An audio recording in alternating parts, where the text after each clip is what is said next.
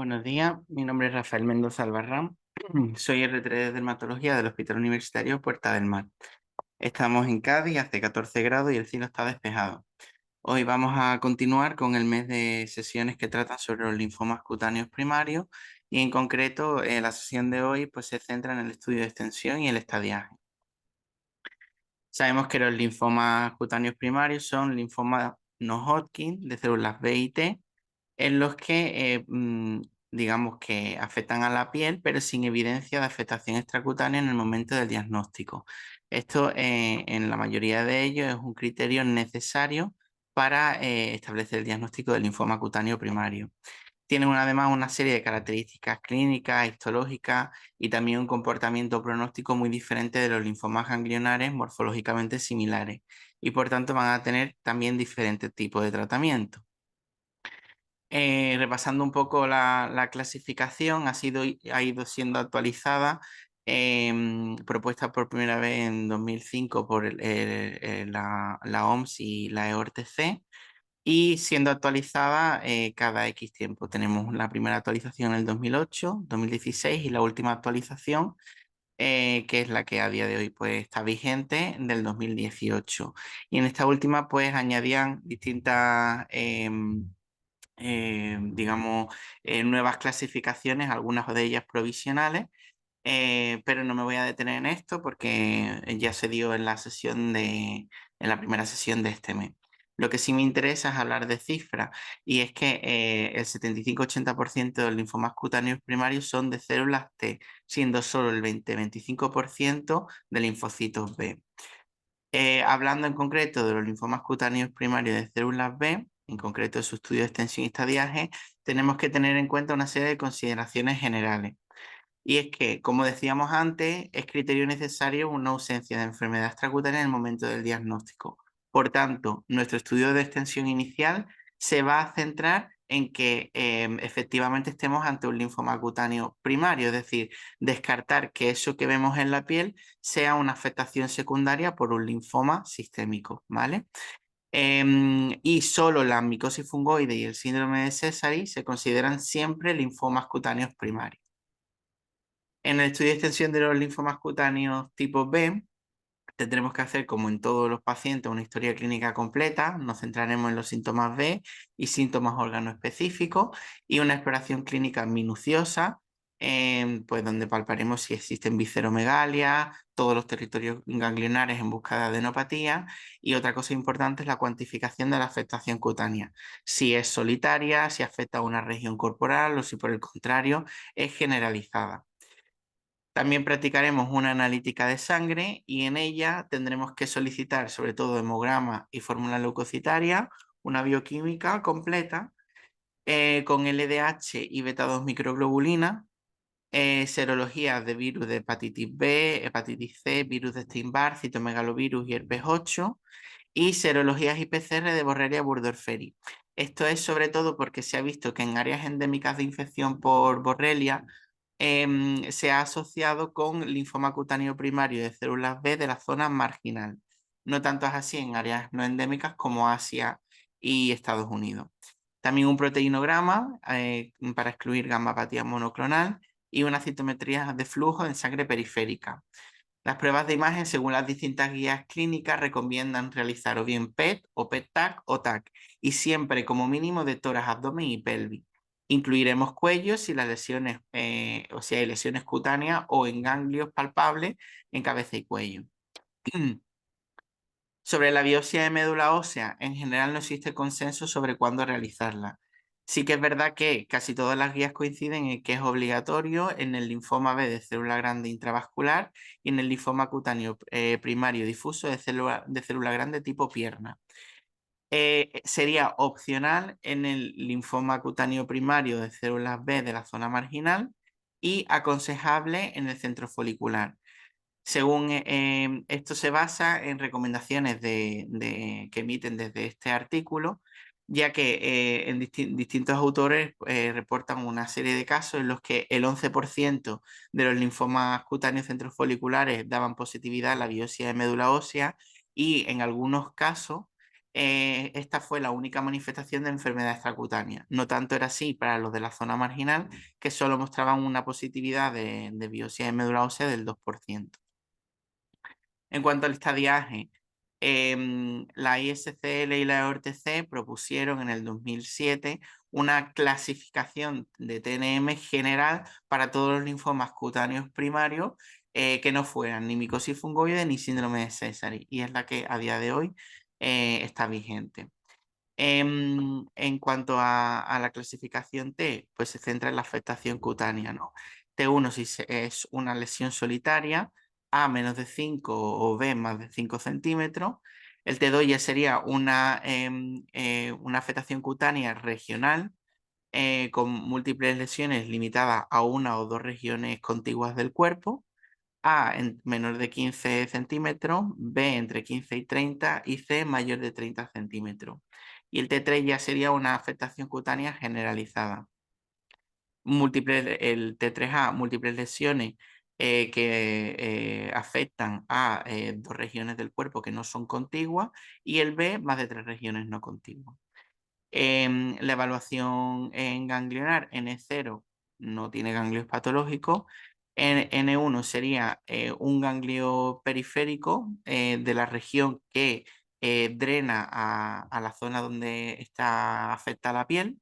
El N2 sería dos o más ganglios periféricos regionales, o un ganglio que no está en la zona de drenaje de la afectada de la piel afectada. Y el N3 ya sería ganglios afectos, pero ganglios centrales. En la M, afectación visceral. M0 si no hay evidencia de enfermedad extracutánea. M1 si ya hay afectación de víscera interna. En cuanto al estadiaje y estudio de extensión de los linfomas cutáneos primarios de células T, también tenemos que tener el mismo criterio que los linfomas B. Tenemos que descartar afectación extracutánea en el momento del diagnóstico para poderlos catalogar como linfomas cutáneos primarios, salvo en la micosis fungoide y en el síndrome de Sézary. En esto, nuestro estudio de extensión será encaminado a cuantificar la enfermedad cutánea, ganglionar, visceral y en sangre periférica. También necesitaremos de una historia clínica completa, ¿vale? Viendo los antecedentes oncológicos, familiares y personales del paciente, cómo está el paciente con el ECOG, el Performance Status, y la presencia de síntomas B o de síntomas organoespecíficos, y una exploración física minuciosa sobre visceromegalias o adenopatías. Pero además, en concreto en este tipo de linfoma habrá que hacer una exploración dermatológica minuciosa. En el concreto, en la micosis fungoide y el síndrome de Sézary, esta exploración dermatológica tiene que revelar cuál es el tipo de lesión elemental fundamental que tiene el paciente, si son parches, si son placas, si están eritrodermia o son tumores. En el caso de que tenga tumores, cuál es el tamaño mayor de las lesiones y la superficie corporal enferma. Esto tradicionalmente se ha hecho con el BSA.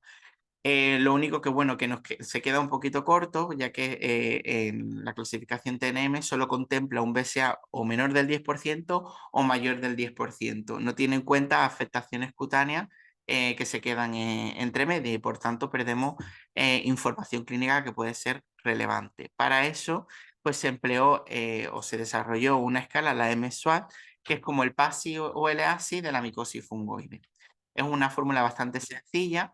Tiene una forma distinta para la eritrodérmica que la no eritrodérmica, y se basa fundamentalmente en calcular la superficie corporal afectada por manchas, y esto lo multiplica por un subíndice, por 1 en este concreto, dándole importancia a las distintas lesiones según el estadio de la micosis fungoide. Más el porcentaje corporal de las placas que afecten a la superficie cutánea, y lo multiplica por 2. Y ya lo último, el porcentaje de superficie corporal afecta por tumores, ulceración, y lo multiplica por 4. Y aquí tendríamos una distinción diferente para la forma no eritrodérmica. En cuanto al estudio de extensión, también practicaremos análisis sanguíneos que incluyan hemograma, fórmula leucocitaria y VSG, una bioquímica completa. Será importante en estos pacientes pedir perfil lipídico, tiroideo y test de embarazo si corresponde, por si son candidatos a tratamiento con bexaroteno. LDH y beta-2 microglobulina, serologías de VIH, hepatitis B, C y también de HTLV 1 y 2 en el caso de la micosis fungoide y el síndrome de Sézary. Proteinograma, el salmón básico de orina, electrocardiograma y también una citometría de flujo. En cuanto a las pruebas de imagen, se recomienda radiografía de tórax y ecografía ganglionar. Hay algunos autores que defienden que es lo suficiente como para la micosis fungoide en estadios iniciales, 1A, 1B o 2A. Y otros autores defienden que sí que hay que realizar como estudio de extensión inicial, pues un TAC de cervical, tórax, abdomen y pelvis. En cualquier caso, ninguno de los anteriores está indicado en papulosis linfomatoides típica. Y ya tendríamos otras pruebas como el rastreo con galio 67, que es útil sobre todo en los linfomas cutáneos primarios de células T que afectan fundamentalmente al panículo adiposo. En cuanto a la biopsia de médula ósea, se tiene que realizar en todos los casos, salvo papulosis linfomatoides típica o micosis fungoides estadios iniciales, 1A, 1B. En el resto de casos de linfomas cutáneos de células T, se ha de realizar una biopsia de médula ósea como parte del estudio de extensión. También realizaremos un estudio morfológico, inmunofenotípico y molecular, tanto en piel como en sangre periférica y en otros tejidos infiltrados, como adenopatías que hayamos biopsiado, etc. Y también un reordenamiento clonal, tanto en la muestra de biopsia como en sangre. Y bueno, en algunos pacientes que sean candidatos a tratamiento sistémico con quimioterapia o irradiación corporal con haz de electrones, pues tendremos que iniciar un protocolo de preservación de fertilidad, ya sea con criopreservación de esperma o de óvulos. El estadiaje de todos los linfomas cutáneos que no son micosis fungoide y síndrome de Sézary, ya lo hemos dicho anteriormente, es con esta propuesta por el ISCL y el EORTC, que no me voy a detener porque ya lo explicamos antes. Y sí que es verdad que la micosis fungoide y el síndrome de Sézary tienen un estadiaje diferente del resto por sus características particulares. En la T valoraremos la afectación cutánea. El T1, placas, pápulas o parches que afectan a menos del 10% de la superficie corporal. A, si solo parches. B, si hay placas más o menos parches, ¿no? El T2 ya afecta a más del 10% de la superficie corporal. A, solo parches. B, placas y o parches. El T3 ya hay uno o más tumores, ¿vale? Y alguno de ellos tiene que ser mayor o igual a 1 centímetro de diámetro. Y el T4 es la forma eritrodérmica, que abarca más del 80% de la superficie corporal. En el N evaluamos los ganglios linfáticos. N0 sería no hay. El N1 hay adenopatías periféricas que biopsiamos, histopatológicamente coinciden con un grado 1. A, sin que se identifique monoclonalidad. B, existe monoclonalidad. El N2, las adenopatías periféricas son biopsiadas y son grado 2. A, no se identifica monoclonalidad. B, sí. Y el N3 ya son adenopatías biopsiadas con histología grado 3, 4. NX, pues hay adenopatías periféricas, pero que no se han biopsiado y por tanto no tenemos confirmación histopatológica de infiltración por el tumor. M siempre va a evaluar la afectación visceral, M0 no hay, M1 sí hay diseminación visceral y requiere, por supuesto, confirmación histológica. Y B añade, pues evalúa cómo está en sangre periférica, ¿no? El B0 sería ausencia de enfermedad significativa, es decir, menos del 5% de células de Sézary en sangre periférica. El A no tendría monoclonalidad, el B sí. El B1 ya hay más del 5% de células de Sézary en sangre periférica. En la subclasificación B, además tendrían monoclonalidad. Y el B2, todos tienen monoclonalidad y además una alta carga tumoral, es decir, mayor o igual a 1000 células de Sézary por microlitro. Y todo eso, esta clasificación TNMB, irá asociada a un estadio, ¿vale? Y cada uno de los estadios va asociado a una supervivencia general en años, tanto a los 5 como a los 10 años. Como conclusiones, pues se consideran linfomas cutáneos primarios aquellos sin enfermedad extracutánea en el momento del diagnóstico. La micosis fungoide y el síndrome de Sézary siempre se consideran linfomas cutáneos primarios, independientemente de la presencia o no de enfermedad visceral o ganglionar. es preciso realizar un adecuado estudio de extensión que descarte afectación secundaria de la piel por un linfoma ganglionar y además cuantifique la enfermedad a nivel cutáneo, ganglionar, visceral y en sangre periférica. Y por sus características especiales, la micosis fungoide y el síndrome de Sézary tienen un sistema de clasificación TNM y estadiaje separado del resto de linfomas cutáneos. Y muchas gracias por la atención.